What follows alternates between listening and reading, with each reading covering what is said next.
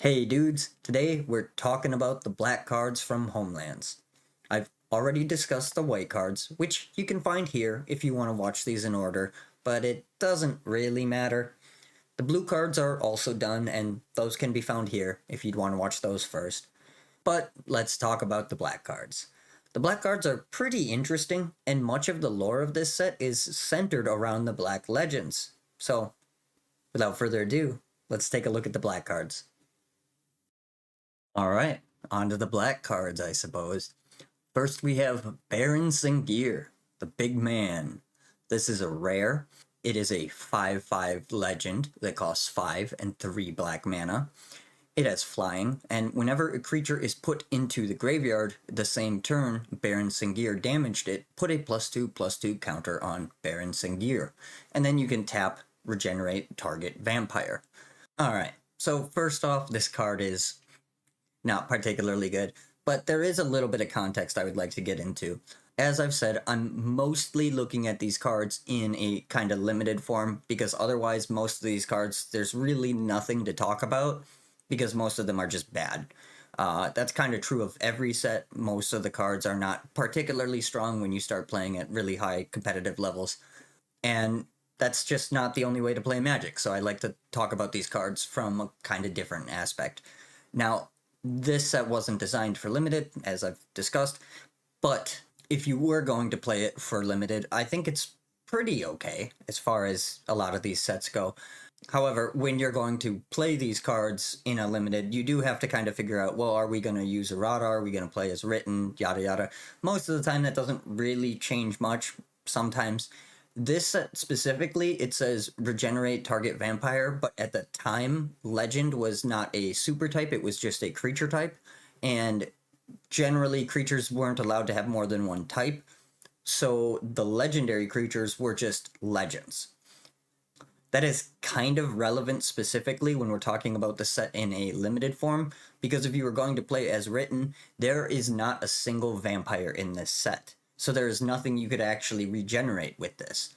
If you're going to play with errata, one of the legends is a vampire, which kind of doesn't make sense to me because I thought they were all vampires, but whatever. I don't know the lore that much. We'll talk about that one when we get there. It's just worth noting that either this ability does nothing or it hits exactly one. I think it's an uncommon. So from a limited perspective, that ability kind of sucks. That being said, outside of limited, that ability still sucks because the only two vampires that exist at this point are Sengir Vampire and Kravokian Vampire, I think is what it's called. It'll be up there. Both of them are expensive to cast. Regenerating them would be definitely nice, but how likely are you to get all that out? So that ability on its own is kind of not great. Its other ability is basically just Sengir Vampire's ability, except it's +2/+2 instead of +1/+1. Sengir Vampire is a really strong card at this point, but it has nothing to do with its ability. It has to do with the fact that it is a 4/4 flyer for 5 mana, which is actually a really good rate at the time. It's not quite as good as Sarah Angel, because Sarah Angel can be used with stasis decks and stuff like that, but it's fairly close. Baron Sengir here is a 5/5 flyer for 8 mana, which is not anywhere near as good. So at the end of the day, this is an overcosted card with an ability that is basically win more. In my experience, the ability of Sengir and Baron is almost never relevant. It'll come up occasionally, but the only time anyone is going to let you, power up this creature is when they are going to literally lose if they don't block it and let you get the counter. So the counters do come up occasionally, but I've never seen a game state where they actually really made a difference. That being said, this is just clearly a reference to Sengir Vampire, which I think is fine. I've been talking about how there's not a whole lot of new ideas in this set, which is mostly true. I don't particularly mind stuff like this, but this is definitely a bad card, which is kind of a shame. I guess that's really all I have to say on Baron here. This was illustrated by Pete Venters. The art is really awesome. I really like the art on this card. I think it's a cool card. It's kind of a shame that it sucks. Would have been nice if this was something that you could play. but it is what it is. Anyway, next we have Black Carriage, another rare. This is a 4/4 that costs 3 and 2 black mana. Holy crap, it's a 4/4 for 5. That's pretty good. It has Trample, does not untap during your untap phase. Okay. And you can pay 0 and sacrifice a creature to untap Black Carriage. Use this ability only during your upkeep. Okay. So, first off, I don't hate this card. I think it's kind of interesting. I do think if you're going to have such an extreme downside on this, it should have been a 4/4 for 4, or maybe even 3 mana. This just seems unnecessary. That being said, a 4/4 for 5 with Trample is pretty okay. There are ways to get incidental creatures that you can sacrifice to do this, so it's kind of okay. And from a lore and story standpoint, it's pretty interesting. The only thing about this card that I really do not like is the last sentence. Use this ability only during your upkeep. That is just stupid. Like, why? This is so heavy-handed. Why are we doing this? If this card had, like, pseudo vigilance, you could sacrifice a creature and then attack with it and then sacrifice a second one so that you had it open as a blocker. That would be pretty interesting and pretty cool. As it stands, you can't do that. They specifically added an extra line to prevent you from doing that, and I just think that's wrong. Like, this set is so heavy-handed, and a common theme for me in this set is that this set would have been way more awesome if they just deleted the last line of, like, every fucking card. Not every card exactly, but a lot of them. And this is a great example of it. Like, this is a really cool idea, except it's fucking useless. I really, really don't like how heavy-handed this set is specifically with its balancing, because how this set chooses to balance things is by telling you exactly when you can do something, and that just limits a lot of possibilities, I suppose. And it also doesn't let people learn by misplaying, because if they can only do it at a certain time, I mean, they can still misplay it, right? But you lose a lot of your ability to kind of explore the game on your own when cards are as restrictive as this. I'm not a big fan of it. This card is really close to being interesting, but it sucks and it's terrible. And that's kind of annoying. I guess I don't really have anything else to say on Black Carriage. This was illustrated by David A. Cherry, and the art is fantastic. It looks really good. Early Magic had a lot of issues getting horses to look decent. This art does a great job. Overall, this is a really cool card. It would be super exciting if it just cost like 1 or 2 mana less and you could use the ability to untap this whenever you wanted. Then it would be very interesting. As it is, it's a bulk rare. Okay, then we have Broken Visage, another rare. This is an instant that costs 4 and a black mana. Bury target non-artifact attacking creature and put a shadow token into play. Treat this token as a black creature with power and toughness equal to the power and toughness of that attacking creature. Bury shadow token at end of turn. So, this is almost really interesting. This is a really cool idea for a card, but I do have a couple of issues with it. One, going back to the same thing, there's just too many restrictions on this. Why specifically does it have to be an attacking creature? Why couldn't it just be a creature? Why couldn't I use this on my turn to then take out a creature and attack into them? Is that really so wrong? Is that, like I don't understand why some of these restrictions exist. I guess maybe it's for a lore reason, and I fine, whatever, but these are game pieces at the end of the day. It's just so heavy-handed. I don't know how else to put it, but there's so many cards in here that are kind of an interesting idea, but they're completely unplayable because they either cost too much mana or they're way too restrictive. I think this one is fine at 5 mana. Like, I don't think that's necessarily a problem. But let me attack with the token. Or, like, if you want, either let me attack with the token or let that token stay until the end of my next turn. So, again, let me attack with the fucking token. So much of early Magic is just playing creatures and staring at each other, and unless you are running the very efficient removal, which also is probably not good for the game, it just nothing fucking happens. And cards like this do not help with that problem at all. Yeah, this one is a shame because I really like this idea. I think it's really cool and interesting. Like, this is a very cool card, but it sucks. It's unplayable. Yeah, I guess that's really all I have. It's a really cool idea, but you can't fucking play it because it's bad. And it's way too restrictive for its own good. This was illustrated by Mike Kimball, and the art is awesome. I really like I like the whole concept of what's going on here. I think it's very magical, and the art is fantastic. It's just card is either too expensive or too restrictive. It is very cool. Let's just move on. All right, next is Cemetery Gate, a common 0/5 wall that costs 2 and a black, and it has protection from black. This is really fucking funny. I wouldn't call this a good card, but I would call it a decent enough card. I really like this one. The story is just fucking hilarious. It is flavorful. It's not necessarily a terrible card. It's certainly nothing more than like a kitchen table or cube card and like a low power thing. That being said, I think it's really interesting. It's very funny. Like I said, it's not particularly good, but just really love the story that this card is telling, and I think cards like this really show the strengths of Homelands.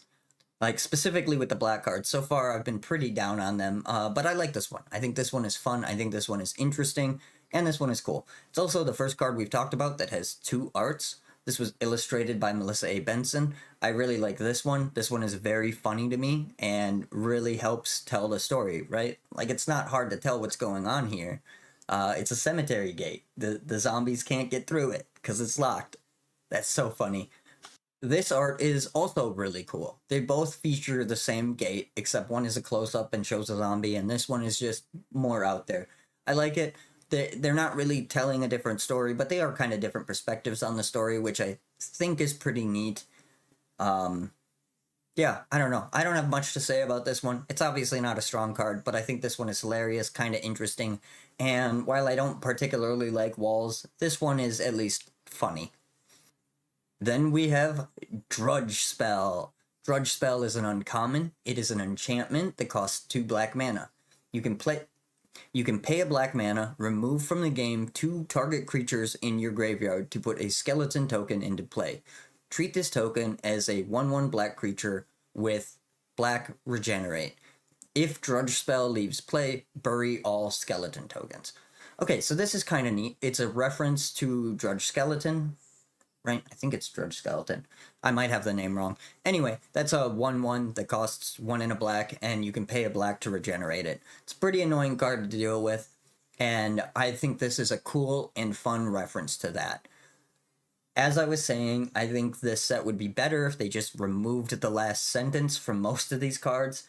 I think you don't. I think this card would be debatably really good if it didn't have that last line. But at the end of the day, removing 2 creatures from your graveyard just for a token of a Drudge Skeleton is not great. There are ways to put creatures in your graveyard, obviously. In Limited specifically, this would mostly come down later and reuse some of your cards to get a little bit more value. And I think in Limited, this is a perfectly fine card. Outside of Limited, this might have been interesting to mess around with without that last sentence, but it's just too easy to remove. That being said, there is not much for enchantment removal in this Limited specifically, so this will likely stick around. And in there, like I said, in Limited, I think this is fine. Outside of Limited, I don't. And it's a shame because it's pretty close to being fine. I don't think it needed that last sentence at all. It's just another example of a card that is almost really cool, and the last sentence just ruins it for me, personally. Yeah, I guess I don't have too much to say about this one. This was illustrated by Nene Thomas, and I really like the art. It's very cool, kind of references the original in its own way. Very neat. Next we have Dry Spell. Dry Spell is a common, it's a sorcery, it costs 1 and a black. Dry Spell deals 1 damage to each creature and player. So I really like Dry Spell. This I would say is one of the stronger cards in this set. Now, this set did come out after Ice Age, and Pyroclasm is a card that already exists, which is basically the same card except it does 2 damage to each creature. Personally, I think that's fine. I like that the red one deals a little bit more damage. I think this is a really interesting and playable card. And I just think this one is cool. I think it's a great idea. I think it's really interesting. The story's kind of funny. Um, and it's just really efficient in a way that I like and appreciate. In fact, I would say I think this card is kind of underrated. If it's a pretty solid sideboard card, especially if you're playing a black deck that kind of struggles against the go wide strategies, this is a really solid way to deal with them. It's also pretty solid if you're playing a protection from black deck. So if you're playing a white black deck and you're playing stuff like Pestilence and using all of the white cards that have protection from black, Dry Spell is pretty powerful in that specific deck. So yeah, I'm really positive on this one. I like this one. I think this one is interesting. I think it's cool, and I think it can see play and be decent. It's certainly not a super strong card, and it really depends on what your opponent is playing to be any good at all, but I think this one is well designed and interesting. Anyway, Dry Spell was illustrated by Brian Schnotty, and I really like the art. This one is really great. It tells a good story, and it's interesting. That being said, I prefer this art. This art is really cool to me. I think it's just super interesting, really neat, kind of. Yeah, I don't know. I just like it. I like both of the arts for this card, but this one is my favorite. Alright, next we have Feast of the Unicorn. This is a common enchant creature that costs 3 and a black mana. Target creature gets +4/+0. So, I guess I don't really know how to feel about this. +4/+0 does seem a little not much for 4 mana, but like this is fine as a limited card. Not every card has to be super strong. I don't know. This one doesn't bother me in the sense that some of the other ones do. And maybe it's just because it's a relatively simple card. It's pretty fine and fair in low power Magic, and it doesn't really offend my sensibilities in any way. I don't really have much to say about this one, if I'm being honest. At least not about the mechanics of the card. The art is amazing. This was illustrated by Dennis Detwiller. This one is pretty cool, but this one is just fantastic. I really like the story that these cards tell. Just from the name to the art is perfect, because Feast of the Unicorn, that can mean any number of things. And then you're hit with this art of people eating a unicorn, which is kind of unsettling. They're, mystical, magical, rare creatures. It feels kind of fucked up in an interesting way. And this card is just kind of emotionally charged in a way that's interesting, and I really appreciate it. I think this card is awesome. Mechanically, it's nothing special, and realistically, it should probably be a little cheaper, but beyond that, it's very, very cool. I guess I don't have too much else to say about this one, so we will just move on to Funeral March. This is another common. It is an enchant creature, and this one costs 1 and 2 black mana. When target creature leaves play, that creature's controller sacrifices a creature he or she controls. Ignore this effect if that player controls no creatures. So this one is interesting. 3 mana is probably a little too much for this, but it's not too bad. And in Limited specifically, this is pretty interesting. I really like this one because one, on its own, it doesn't do anything, which is kind of normally a bad thing. But I do think that this one is interesting. It's kind of a puzzle piece. It's obviously not too complicated because, you put this on a creature and then either blow that creature up with another removal spell or manage to kill it through combat or something else.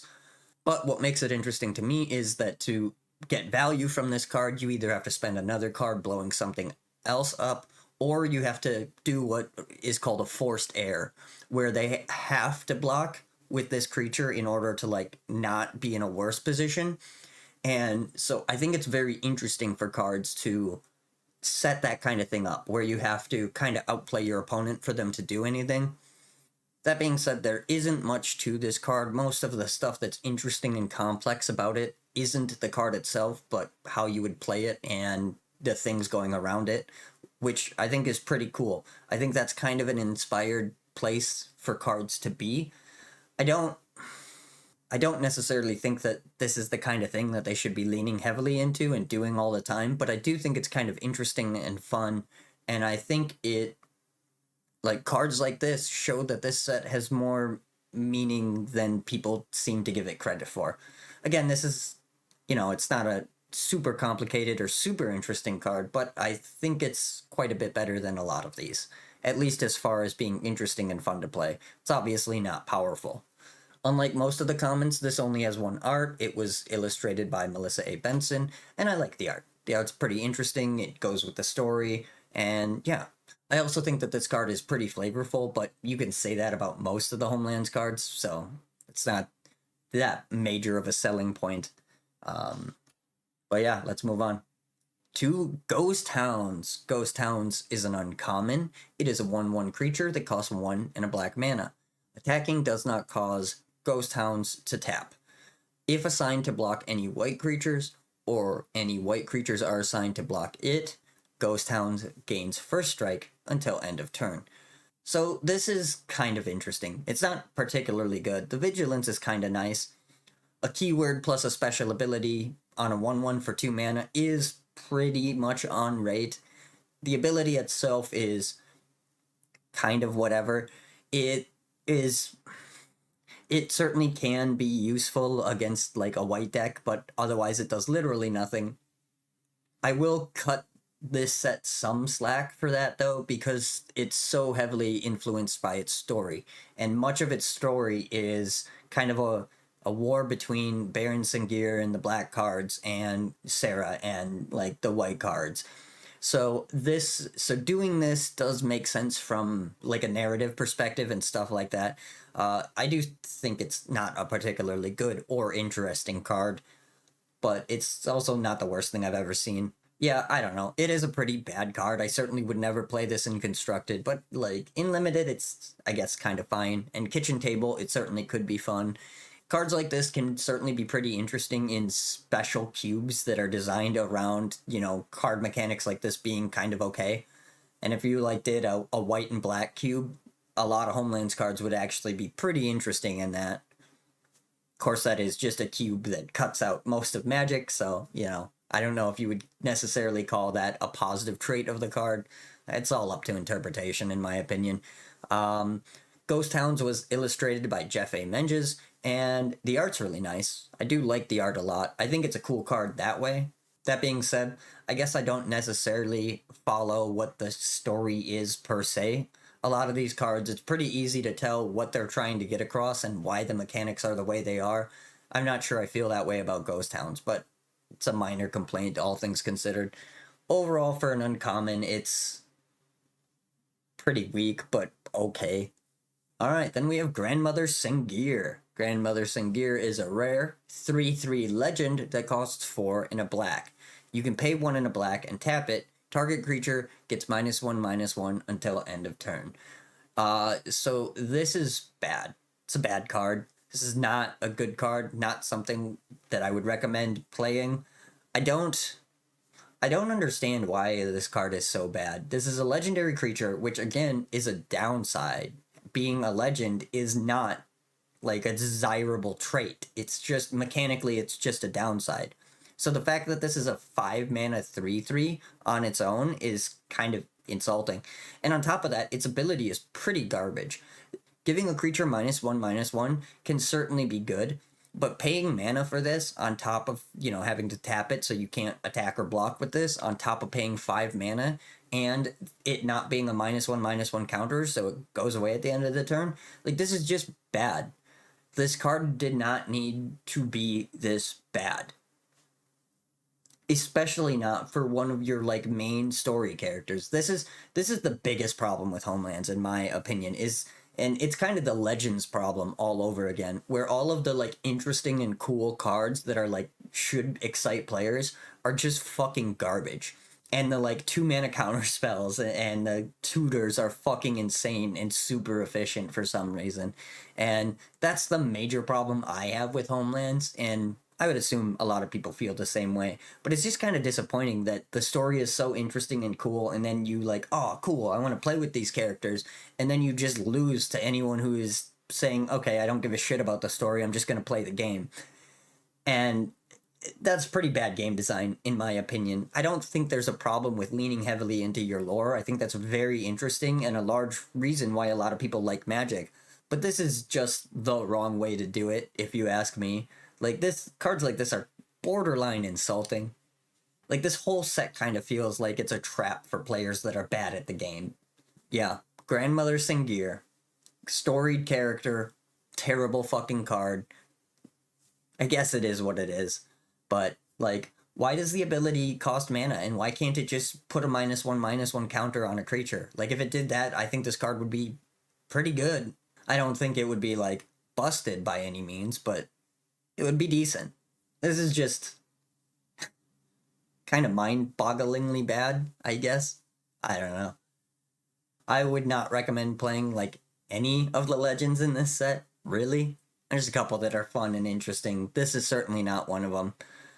Oh well, I guess.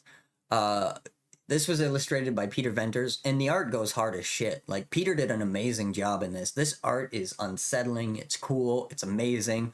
The art really makes me wish this card was good because, man, that would be fucking cool. Oh well, I guess it is what it is, right? Alright, then we have Greater Werewolf. This is a 2/4 creature that costs 4 and a black mana. At the end of combat, put a -0/-2 counter on all creatures blocking or blocked by Greater Werewolf. So, in some ways, this feels like just a worse Thicket Basilisk, which, okay, I guess. 5 mana for a 2/4 is pretty rough, but the ability is not awful, and it is, especially in limited, you'd be really discouraged to block into this thing unless you could kill it. And if you're playing this card, even if they do like double block this to kill it or something like that, you get quite a bit of value from that. So specifically in limited, I think this card is pretty okay. It's pretty interesting. It's definitely not something that you could really play in the wider card pool, which is, the same fucking thing I've said about all of these cards, so maybe just fucking stop saying that. I don't know. I don't hate this card. I think it's kind of bad. If this was 4 mana, I don't know that I would bat an eye at it.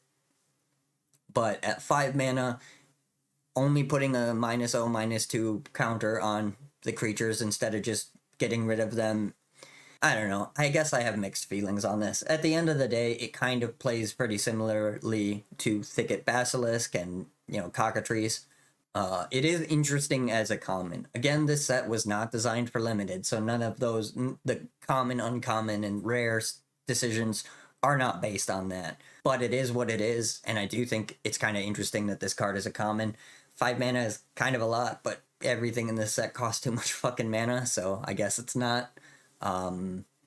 Yeah, I don't really have much to say about this one. It's a pretty simple card. I don't really hate this one, but just like everything else in this set, it does kind of just feel like cards that already exist, but worse. The art is pretty fucking cool on this one. It's very unsettling and just overall very cool. I don't know. It's interesting. It really feels like a Magic card just from the art. It was illustrated by Dennis Dittwiller, and Dennis did a great job in this set. But, I mean, not all the artists did a great job in this set. That's one thing about this set. The art goes so fucking hard. I guess that's all I have to say on Greater Werewolf, though.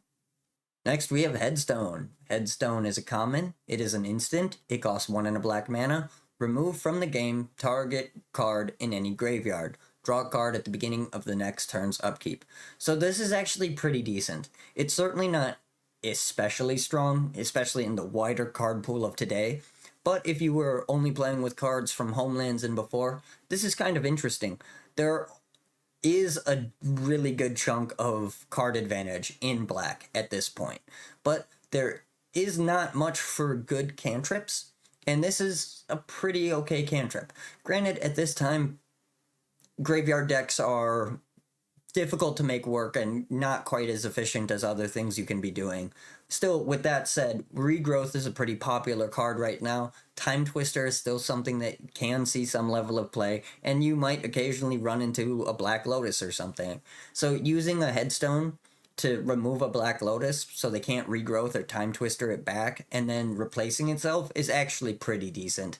This card is definitely niche, but at 2 mana, I think depending on what your card pool is, this is pretty playable. I don't really think there's much value to be had with this in limited. There are things you can do with it, right? Like if someone is playing Drudge Spell, you can hit one of their creatures out so they can't make a token and little things like that. but it's not going to be super valuable. That being said, with limited, your card selection tends to be a bit worse, obviously. And so a card that replaces itself and does nothing else is not quite as bad in limited. This kind of just makes your deck a little bit more consistent, assuming you have the time and mana to cast it.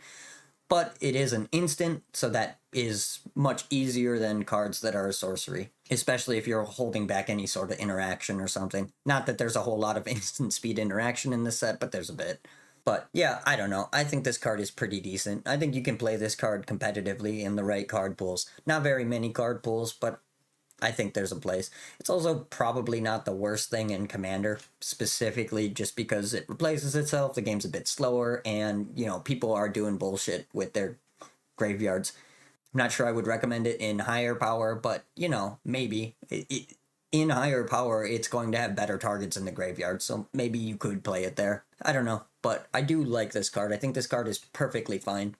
Headstone was illustrated by David A. Cherry, and I really like the art. I think it's fantastic. The shading is amazing. The perspective is really good. Overall, it's just a really cool art.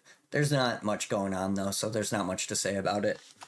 All right, next we have Isan's Shade. This is an uncommon. It is a 5/5 legend that costs 3 and 3 black mana, and it has protection from white. Isan's Shade, if you're a new player, probably looks pretty fucking bad. And to be fair, it kind of is. But this card isn't terrible, especially at the time. Being a black card with protection from white, especially one that's a 5/5, means this thing is immune to a lot of the removal that's available at the time. You cannot Swords to Plowshare this, which is your go-to removal spell since it's so efficient. Terror is another one that is pretty commonly played at this time. That doesn't hit black creatures, so Isan's Shade is safe from that. And common red removal at the time is like Lightning Bolt, and this survives a Lightning Bolt. So Isan's Shade is fairly hard to remove at a time when removal is super efficient. So I think this card is better than you would probably give it credit for if you were newer to the game. And you can see that because a couple people brought it to the Pro Tour. It's obviously not like a super great card, but it is pretty okay for a high end, in my opinion. In limited, this is pretty awesome, but it does get walled by Cemetery Gate.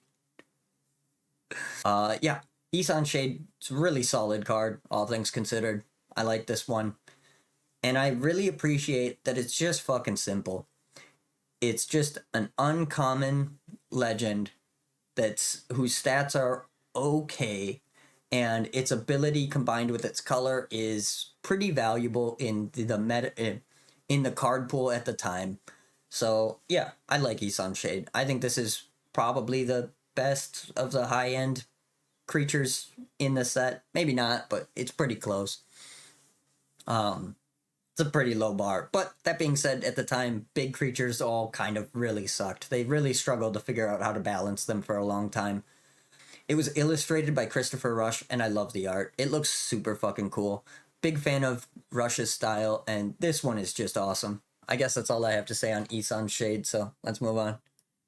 Then we have Irony Sengir. Is it irony or is it irony? I don't know how the fuck you're supposed to pronounce this. Yeah, this is the vampire dwarf. It's now a vampire dwarf. Before it was a legend. So this is a 2/2 that costs 2 and 2 black mana. White enchantments and green enchantments each cost an additional 2 to cast. So I mentioned the vampire dwarf here because nowadays this card can be regenerated by Baron Sengir. If you're playing as written, it cannot. This card is interesting. I don't think this card is bad. I will say it's very niche because it's specifically white enchantments and green enchantments. So if they're not playing those, this card does nothing, and it's a 2/2 for 4 mana, which is terrible, especially because it's a legend. So like you can't even play 2 of them. That being said, if you have space in your sideboard, this does just fuck on white green enchantress, which is pretty fucking funny. 4 mana for a stacks piece like that it's kind of the upper echelon of what you can hope to get down early enough for it to do anything. And on top of that, this is a creature, so it's about as easy to remove as a stacks piece can be. So I wouldn't call this good, but It is pretty okay. And as far as limited, I mean, most of the 2/2s are 4 mana, so it's like kind of fine in that regard. Its ability is going to be almost useless. There are a couple of like there's like 3 white enchantments and like 4 or 5 green enchantments, and how playable those enchantments are ranges from not at all to pretty okay. So your mileage may vary in limited, but I don't know that I would recommend going out of your way to get this card for limited specifically. And outside of limited, it's also super fucking niche, right? Like this is it's an effect that when it comes up, it's kind of okay, but it's pretty expensive and it's a creature, so it's easy to remove. And most of the time, it's just not gonna fucking come up. I also don't know that I necessarily understand what the story is trying to say here, but that's on me for not giving a shit enough to like read the actual story. So I can't really comment on that. Yeah, I don't know. The card is I mean, I'm coping here, but I do think that there are uses to this card. It's not good though. I do really like the art though. The art is really interesting. It was illustrated by Pete Venters. Pretty funny, well illustrated. Her fucking face though, dude. Anyway, it's a pretty bad card, but it's not offensively bad, and I appreciate that it's not super complicated, and reading through it doesn't make me wish that I would have stopped reading halfway through. So it has that going for it. Overall, it's a pretty okay card in a pretty okay set, but it's certainly nothing great. Alright, next we have another rare. This is Kolskun Falls. This is an enchant world that costs 2 and 2 black mana. During your upkeep, tap target untapped creature you control or bury Kolskun Falls. No creature can attack you unless its controller pays an additional 2 whenever that creature attacks. Wow, this is actually a pretty solid card, which I guess makes sense. It's like, oh, it's on the reserve list, only printed once, and this one is like $15. So yeah, it makes sense. Like this card actually has some values, probably specifically in Commander.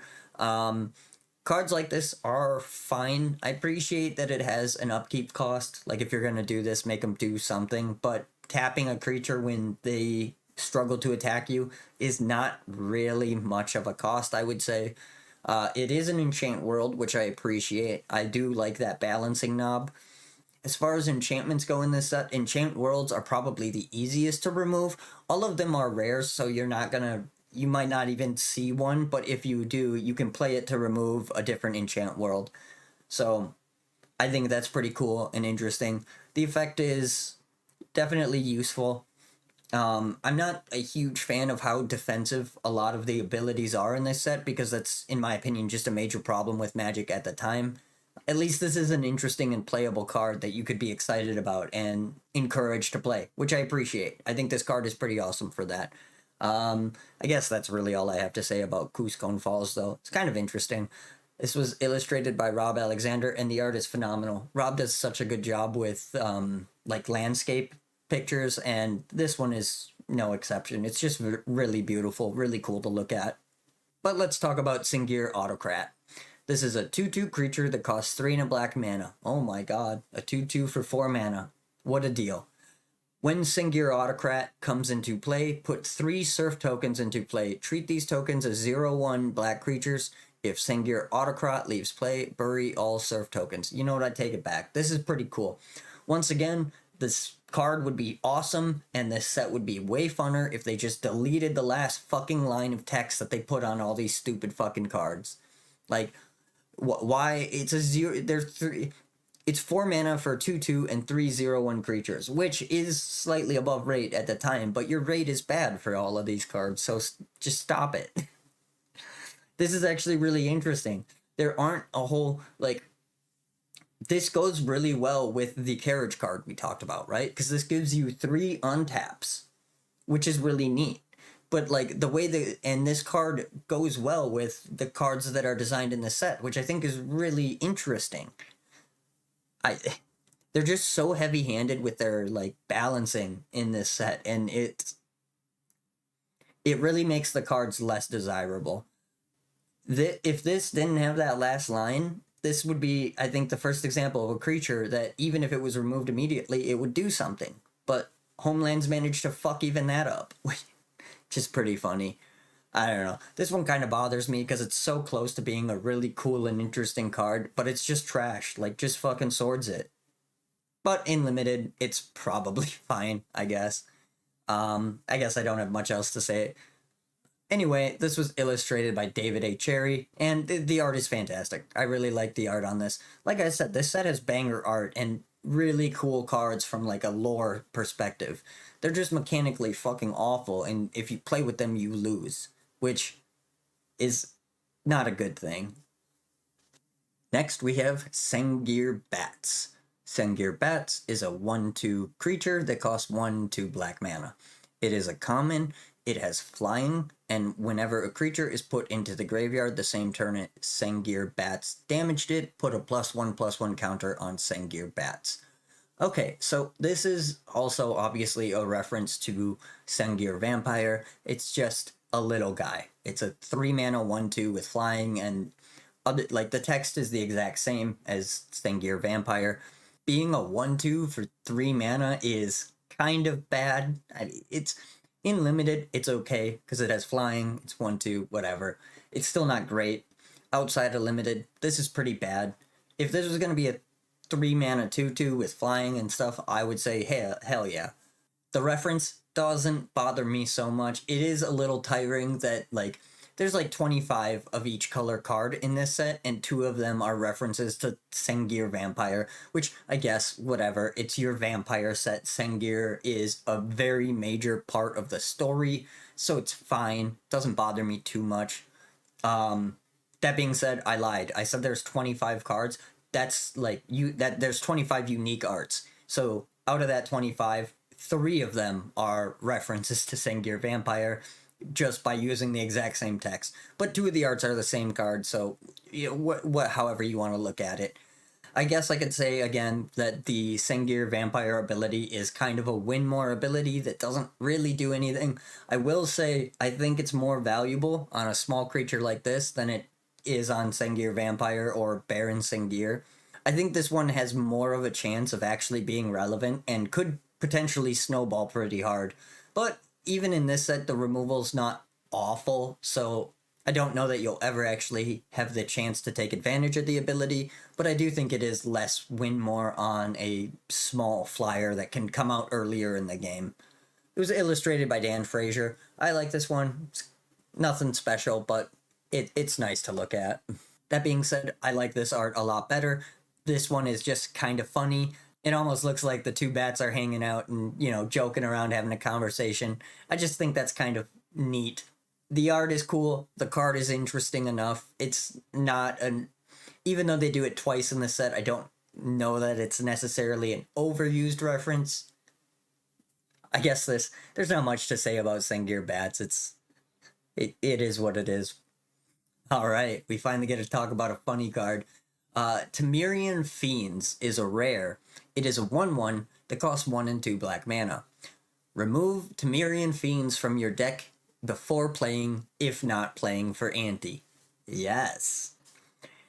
Pay 3 black mana, sacrifice Temerian Fiends to bury target artifact that an opponent owns in your graveyard. Put Temerian Fiends into that opponent's graveyard. This change in ownership is permanent. The opponent may ante an additional card to counter this effect. So, Temerian Fiends is the last ante card they ever printed. This was the final hurrah to make ante something that people cared about. Even from the beginning, people did not like the concept of ante.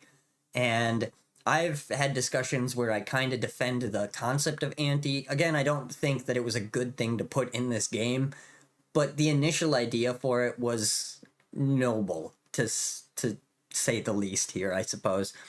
Temerian Fiends is a pretty bad card, but that being said, most of the ante cards are actually pretty shit from like a competitive aspect. Contract from Below is really fucking good.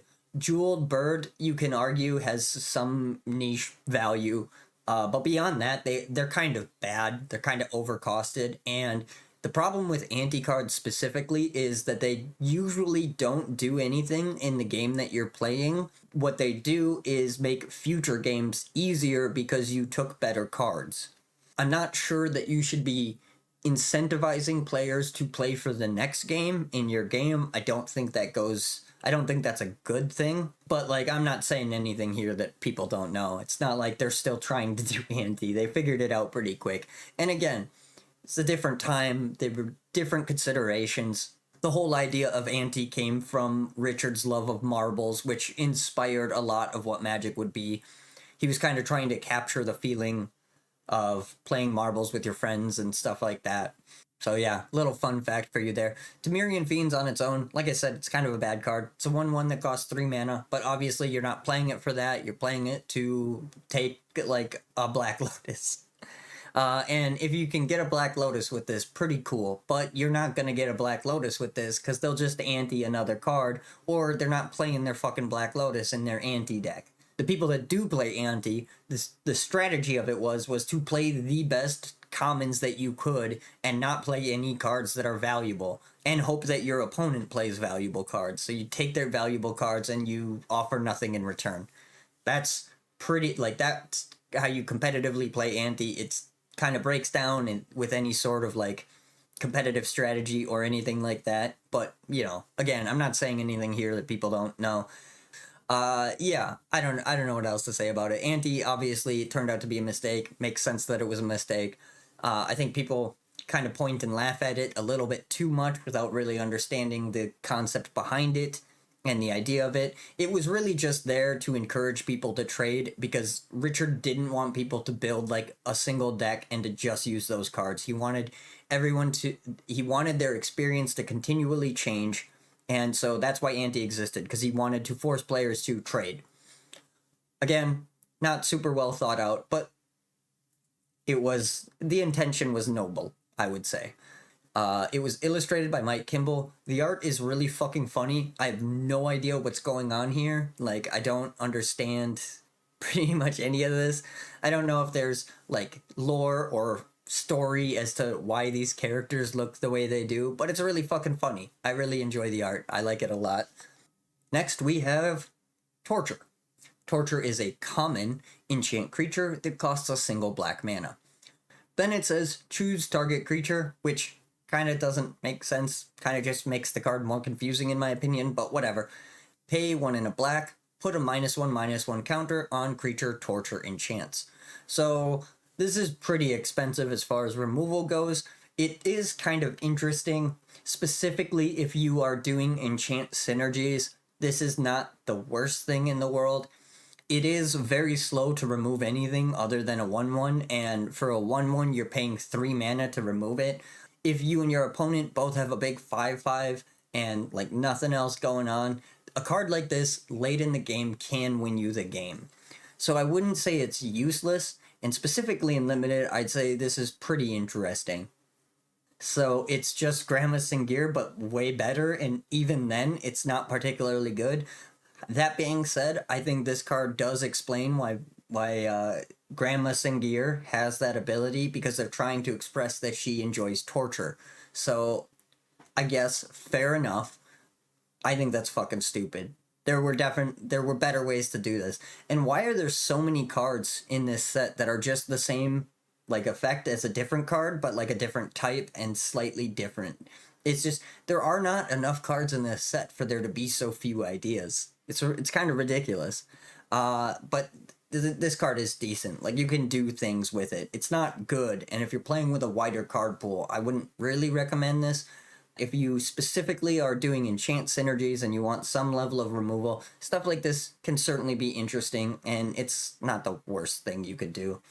Especially if you're like drawing cards when you play an enchantment or something like that. The value of this goes up significantly in those situations. Outside of that, this card on its own is pretty bad.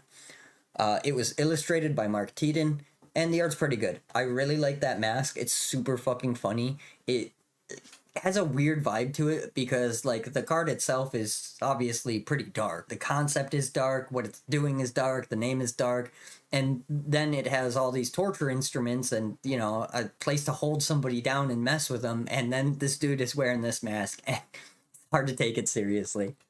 This one is probably a little bit more unsettling. There's no actual, like, bad things being expressed in this art, but the story it's telling is pretty messed up, and the guy's face definitely goes to show just how scary this is. I don't know. Tiden did a really good job on this art, is what I'm saying. It's dark, it's scary, it's definitely unsettling, but it's not so extreme that, you know, if you have a weak stomach or don't like looking at stuff like this, it's not super unsettling, I guess is the point I'm getting at. I think he did a really good job expressing what needed to be expressed in a classy way. But yeah, that's Torture. It's not a good card, but it's not terrible. But with that, we're on to the last of the black cards. Veldrain of Sengir is a rare 5/5 legend that costs 5 and 2 black mana. Oh wow. It's a 5/5 for 7 mana. Oh boy. You can pay 1 and 2 black mana, and it gets Forest Walk and -3/-0 until end of turn. Yeah. Hell yeah. First off, it's a 5/5 for 7 fucking mana. Why are we like this? Like, the balance of this set is so weird because Isan Shade is an uncommon, so it's easier to get a hold of, and it's way fucking better than this and Baron Sengir. It has a better ability that's actually useful, and it costs less mana than either of these two do. I just don't understand, like, what are we fucking doing? Like, I don't expect the designers of the game to be super understanding of all of the intricacies of the game at this point, but this is like day one stuff, right? Right? Like, did they look at Sengir Vampire and this ability and say, wow, these are way better than having protection from white. We better up the cost. And also, this ability is insulting. 3 mana? You have to pay 3 mana just to get Forest Walk, and then you're a 2/5? What are we fucking doing here? This is so. This set is so baffling. It feels like that, like nobody that understood the game at all even looked at this set or tried at all. It's crazy. It's crazy. Like, why does this ability even cost anything? This ability should cost 0, first of all. And even then, this card still wouldn't be good. From a flavor aspect, I kind of get it. Like, he can run through the woods all swift, but, you know, he's not at full power while he's doing that. Fair enough. Just looking at the card, I don't see what the story is here, other than, oh, he's a tracker and he can go through the woods. But then, like, I don't know, let him summon a wolf token when he comes in. Let him do fucking something. It's just weird to me. Cards like this are just kind of insultingly bad. I don't really know what else to say about it. It's not like it's completely awful. If they are a mono green deck, then this does something. You can just get in and jump for 2. That's a 10-turn clock, I guess. Granted, it's a 10-turn clock that probably started on turn fucking 8. So that's good. Just the cards are all over the place. Some of them are pretty decent, but there's no, like, understanding of game balance in this set, like, at all. Like, I'm almost positive any of the cards that are well balanced was completely by accident. I guess that's all I really have. Veldrain of Sengir was illustrated by Susan Van Camp, and the art is fucking hilarious. This is fantastic. It's so fucking funny. Susan's work is so fucking... Like, what are we even doing? It's so funny to me. The perspective is great. I love it. The card itself sucks, though, and is kind of insulting. But I guess that's really all I have to say about the black cards, so let's hit up the conclusion and move on with our day. So the black cards might be the worst cards in this set, although the white cards are pretty bad as well. These cards don't play together that well, and there isn't much for new or interesting ideas in these cards. Dry Spell, Isan Shade, and Headstone are probably the most playable, but none of these are super strong. Still, not being strong isn't my biggest issue with these cards. There just isn't much here for new ideas, and the new ideas that are here are bludgeoned into being garbage. Black Carriage is a genuinely interesting idea that could have made for an interesting card that you would need to build around, but it's next to unplayable. Broken Visage is such an interesting idea, but it's so restrictive that it's hard to get much value for it without taking a turn off. It's not awful and can do some things, especially in limited, but it certainly could have been better without breaking the game. The legends mostly suck, and a decent chunk of these cards are just old ideas. I'm definitely not impressed with the black cards in this set, at least not as a whole. There are some interesting cards here, though, and I still think that this set is better than it gets credit for. But the black cards are not really doing this set any favors. Either way, that's kind of my take on it. If you feel like I've missed the mark on something, or just want to provide some context, or just have something to say, I'd appreciate you leaving a comment. It's always nice to hear different perspectives. And, as always, you can like the video if you liked it, you can subscribe if you give a shit, but either way, I hope you have a magical day. Thank you for watching.